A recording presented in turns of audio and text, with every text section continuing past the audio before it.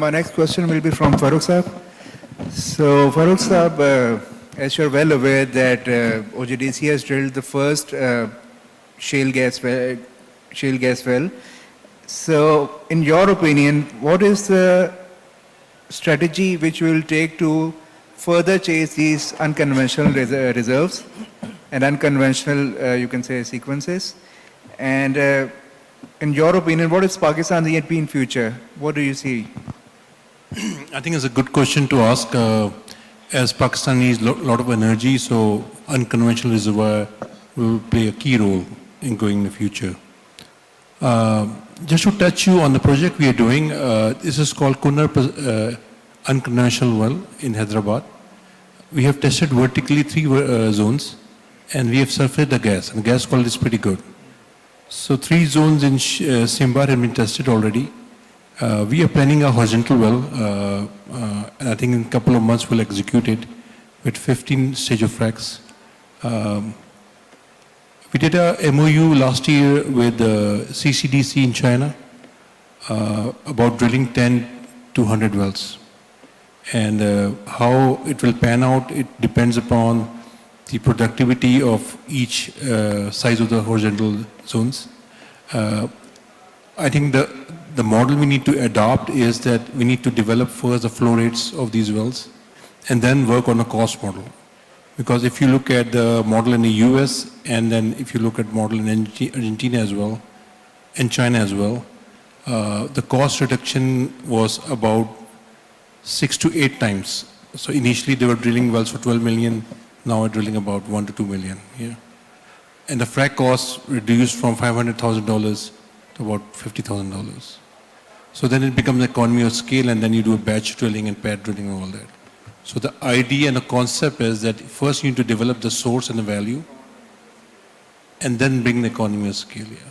But I think we're in the right direction, and this project was stuck for a couple of years. I don't know why we didn't execute it. We have been working for the last 2 years to get it to a point that we understand the real value. So now we have first data point of first shale gas produced to surface.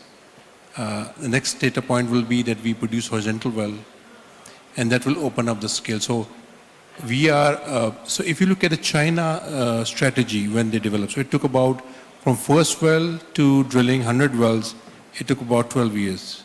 And we are targeting anything between 5 to 8 years.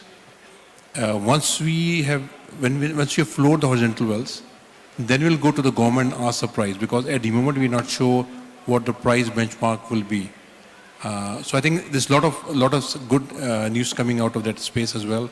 The tight gas we have about 80 wells of inventory in our studies, so we will be delivering about 10 wells in 2 to 3 years, 10 wells fracking for tight gas, and it followed by about 20-25 wells. So it's a lot of unconventional focus for GDC for next 5 years. Sir, out of curiosity, I have one addition to this question. It's basically a continuation of this question.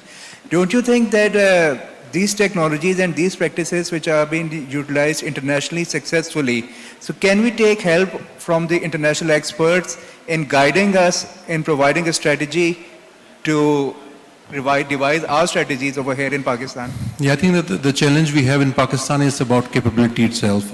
It's a new area of business, and I think we don't have much capability. But we have outsourced it to a couple of companies. We have given this study to Schlumberger to look at the wells, which we want to frack.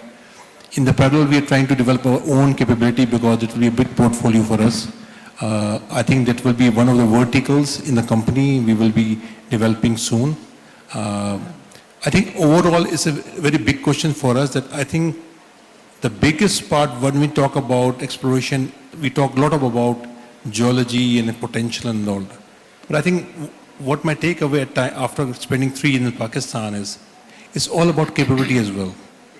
So I think we will be challenged as we go in the future, that the capability we have as a companies in different area of business, let's say we are focusing on strat players, we are focusing on offshore, we are focusing on unconventional. I think a lot of capability needs to be developed. So I think that's the area, and that's a growth area what we see here.